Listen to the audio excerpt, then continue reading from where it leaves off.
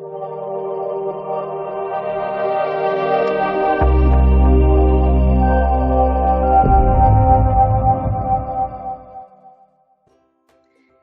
day. My name is Nnenesi Kgabi. I work as Director Research Support at the Northwest University, but I do my research through the Unit for Environmental Sciences and Management, which is still in the Northwest University. So we're going to get an overview of the book entitled Integrated Transboundary Water Climate Management Tools. This is volume 1 of the book series entitled Water Security and Climate Adaptation in Southern Africa. It is common knowledge that most African countries face water stress.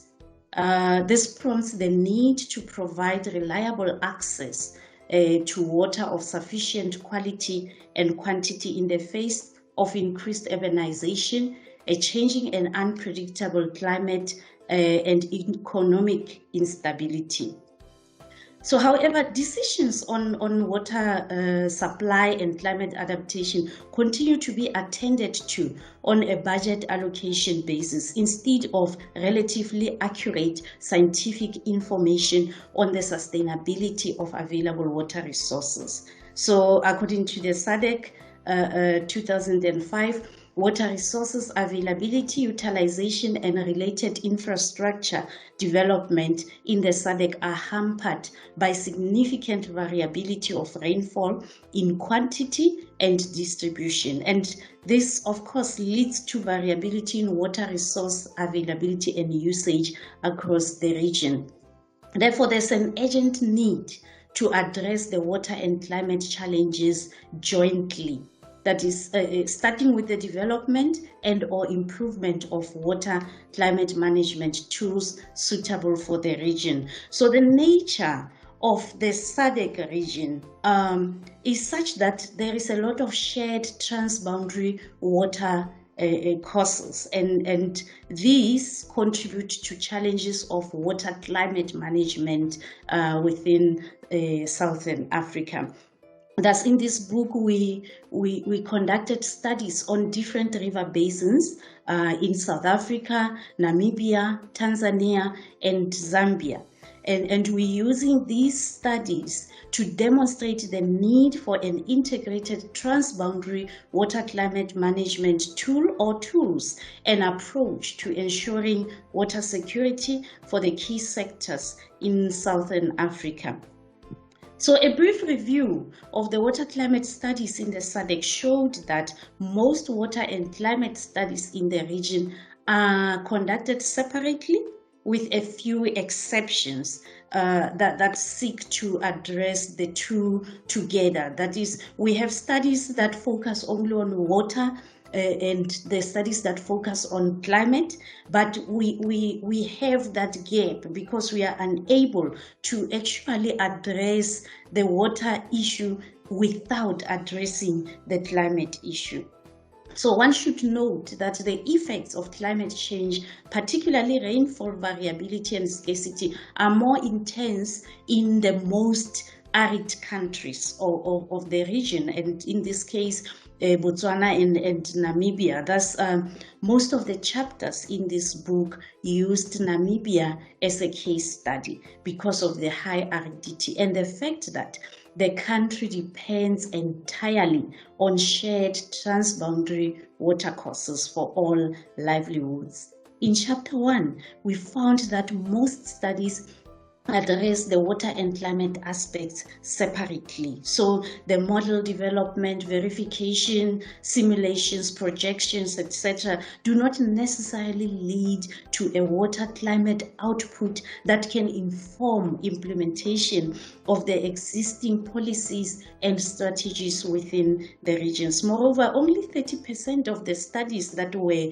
reviewed could be linked to local adaptation and mitigation strategies. So mostly, and those were mostly in areas such as sustainable water resource planning, basin management, and water conservation.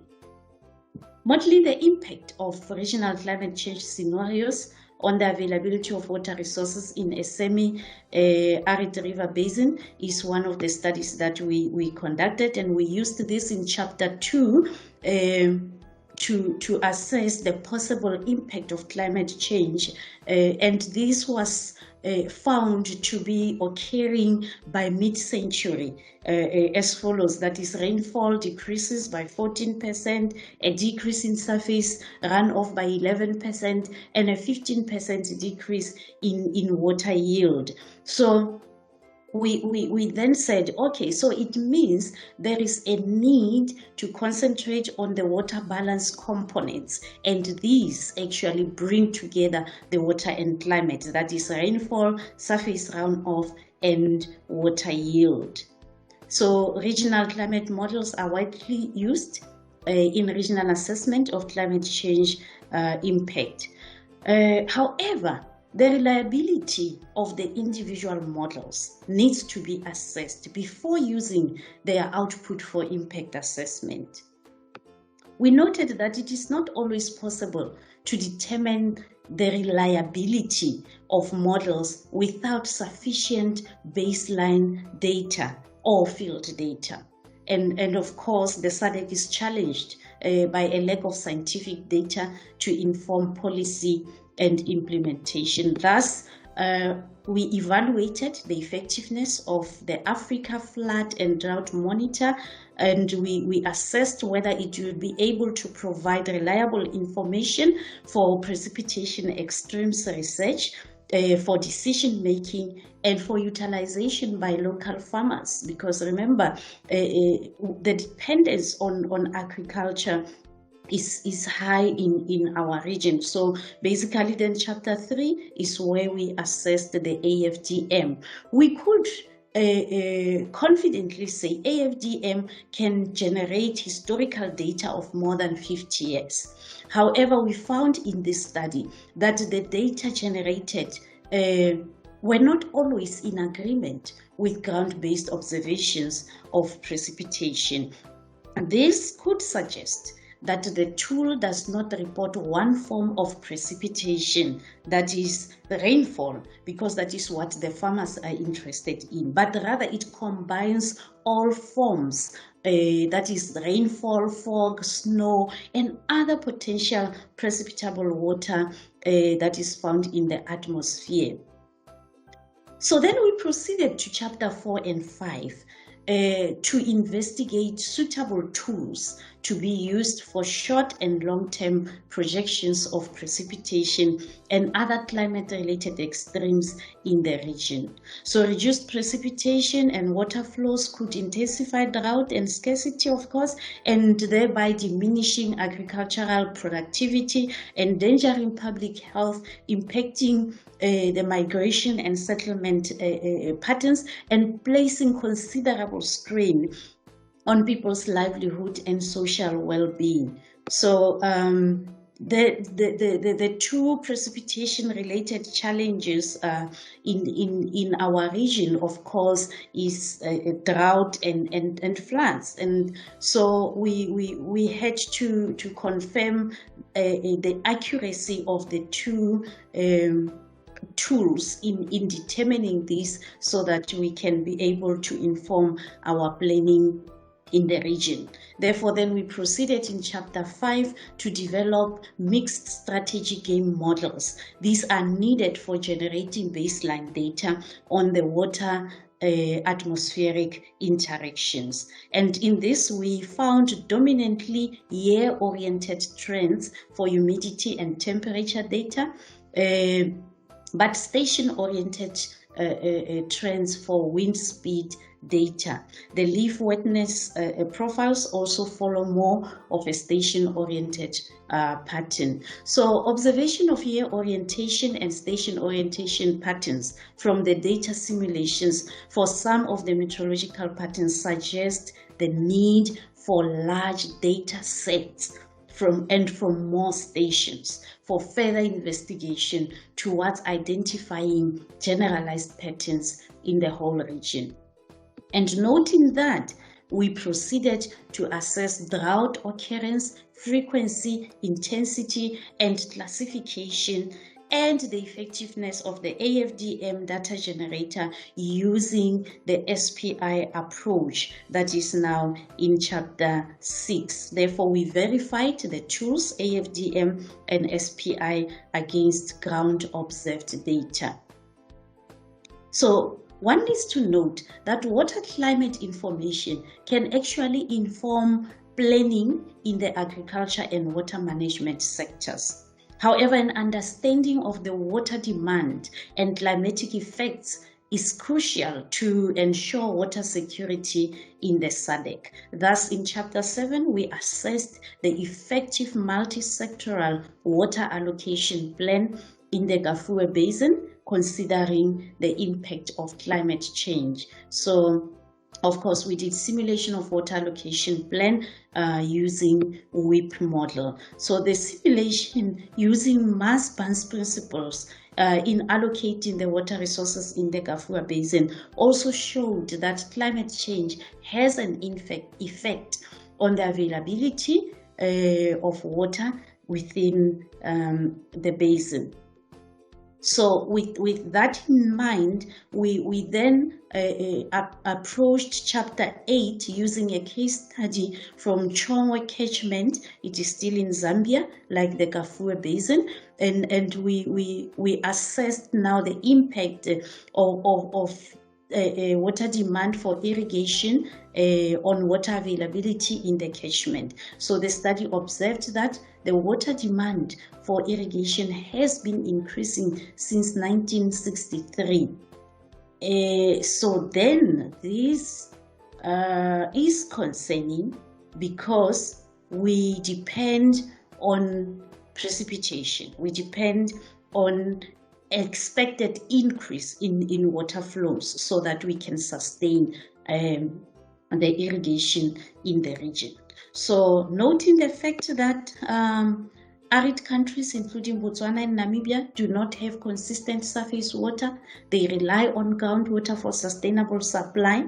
We then used the study of the Kuisep River Basin in Namibia for Chapter 7, and that is where we assessed groundwater availability in the region. We then had to look for what can we compute to determine the groundwater recharge, the storability, and abstraction potential within the basin. So that is where now we considered the different models and approaches that are used by different studies, and we ended up actually finding out that about 37.3% of the rainfall recharges the aquifers, but the storativity is so low, around 0.09. So as a result, we also had to go further to look at the geology of the aquifers in the Upper Kuisep Basin, and that is when now we realized that the hard rock creates a discontinuous water table with very low potential for abstraction. And why did we do all this? It's because the climate, as much as impacts the surface water, it also impacts the availability of groundwater. For instance, Namibia has high evaporation and low rainfall. It means then the amount of water that ends up recharging underground is only limited, and therefore for us to be able to come up with a suitable set of parameters that we can monitor to inform our planning, we needed then to look at groundwater, taking this approach. So what then? Now that we found out this, what are we suggesting? We're suggesting a conceptual framework to assess the impact of climate change on water resources. The framework we are proposing is similar to the one proposed by Pegasus in 2009. That is where we are saying the change drivers are mainly around water availability and water requirements. And under water availability, we're saying the hydrology, the groundwater, the water infrastructure, and water quality should all be interlinked with the climate change or variability aspects of a particular region, so that we can then inform our planning. And of course, we would then need to do water resource assessments, and then we assess the developmental impact, the adaptive capacity, the vulnerability, and the response of the different communities. So implementation of the proposed framework will actually ensure effective water resources management and climate adaptation in Southern Africa. It will ensure transdisciplinary approach to selection, development, and adaptation of water climate management tools in the region. That is where now the researchers, water managers, and users all contribute to the development, clarification, and contextualization of the water climate challenges within the region.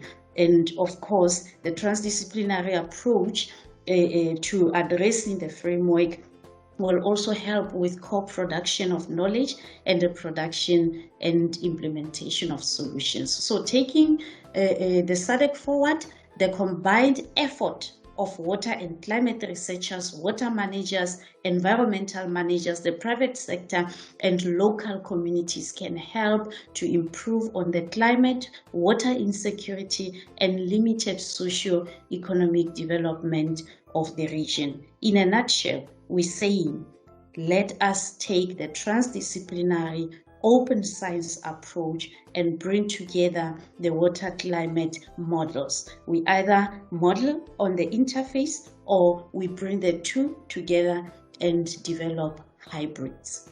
Thank you.